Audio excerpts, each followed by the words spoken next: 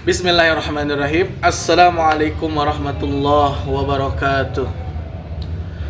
Alhamdulillahirabbil alamin wa bihi nasta'in ala umuri dunya waddin. Wassalatu wassalamu ala asyrafil anbiya'i wal mursalin sayyidina wa maulana Muhammadin wa ala alihi wa sahbihi ajmain, amma ba'du.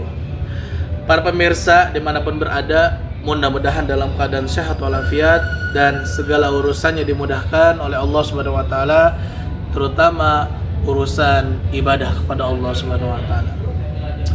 Mari kita sedikit belajar dari kisah yang mungkin orang semua sudah tahu dan mungkin sudah paham. Namun apa salahnya kita mulai mencoba menelaah, mengambil hikmah dari kisah yang akan kita pelajari hari ini.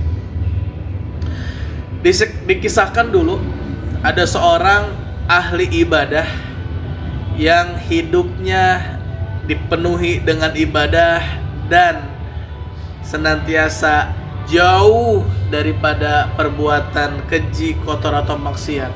Artinya orang tersebut adalah benar-benar ahli ibadah yang luar biasa dekat dengan Allah Subhanahu wa taala, yang bernama adalah Juraiz.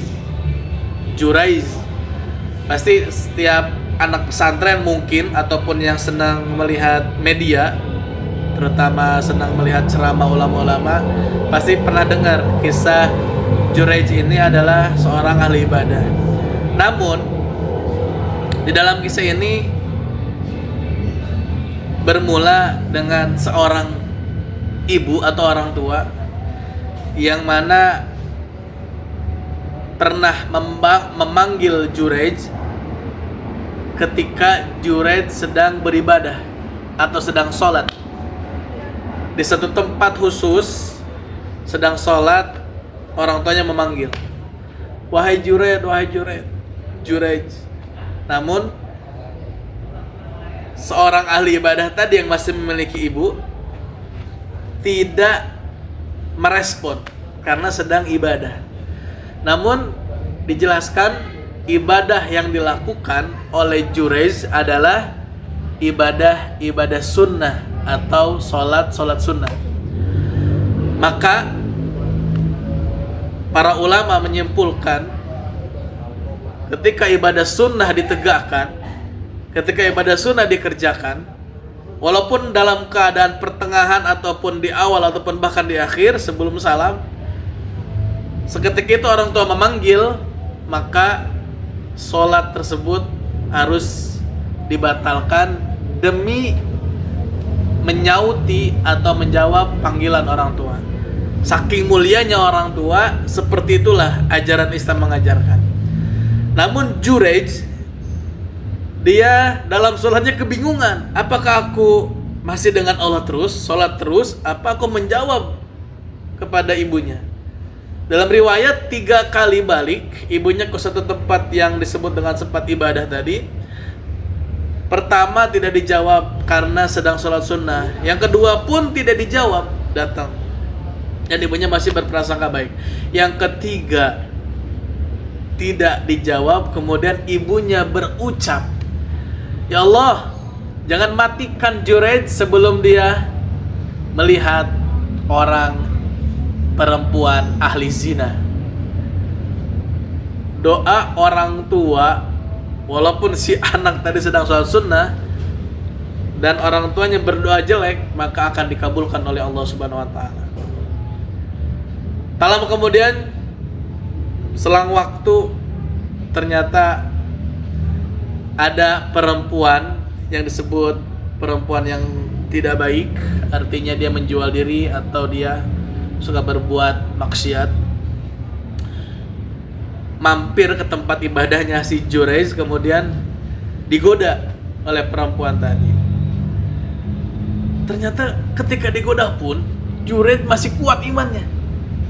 Dalam cerita tersebut seakan-akan tidak dihiraukan, dibiarkan saja walaupun digoda, tidak sedikit pun tergoda. Padahal perempuan tadi termasuk perempuan yang cantik, termasuk perempuan yang rupanya indah. Tapi Jurayj, ahli ibadah, tidak tergoda sama sekali pun. Pulanglah dari Jurayj si perempuan tadi, kemudian bertemu dengan orang yang pengembala kambing atau orang yang mengurusi kambing di satu lembah.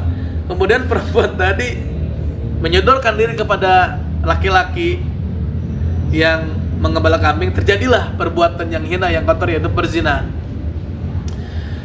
Tak lama kemudian perempuan yang hina tadi hamil, bahkan hamil tua.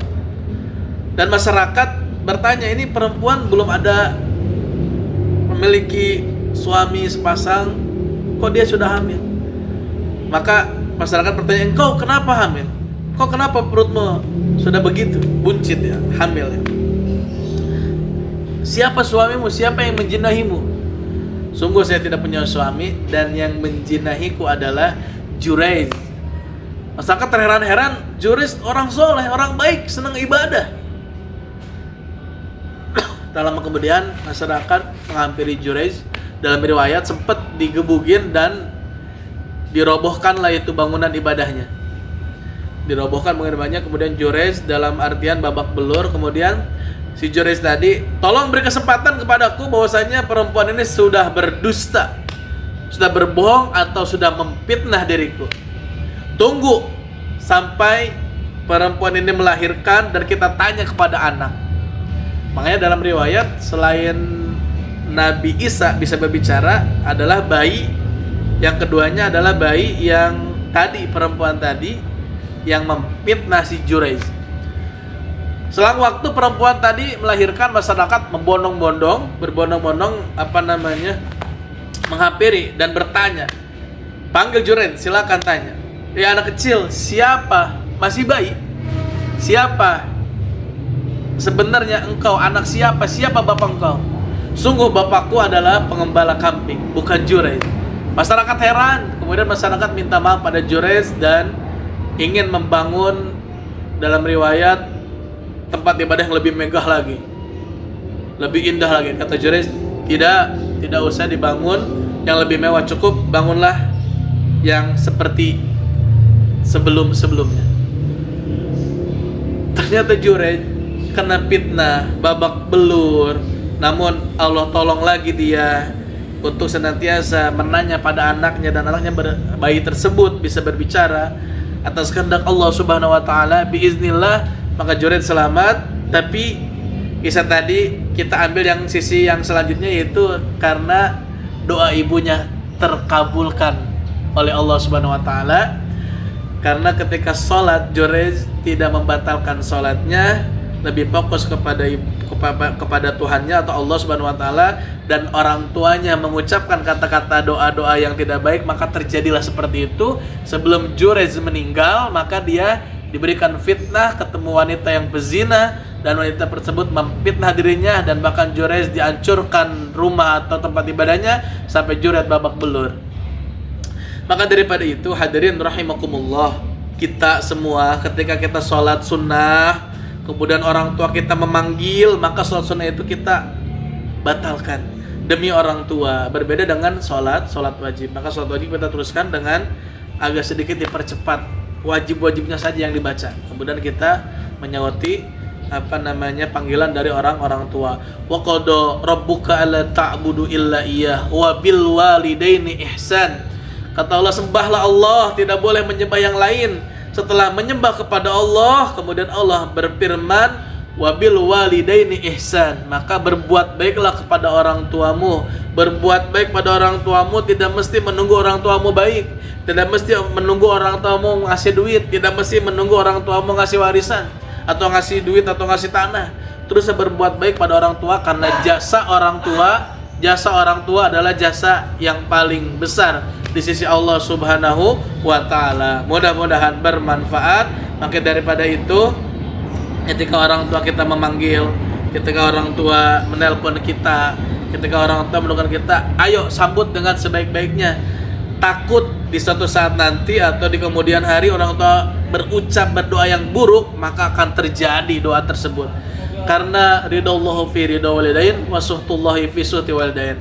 Ridhonya Allah Allah ridho sama seseorang terletak pada ridhonya orang tua. Jika pengen kita mendapatkan ridho orang tua, jika kita akan mendapatkan ridho Allah, maka carilah ridhonya orang tua. Maka daripada itu, mari kita terus berbakti pada orang tua kita agar hidup kita didoakan dengan baik, selamat dunia dan akhirat.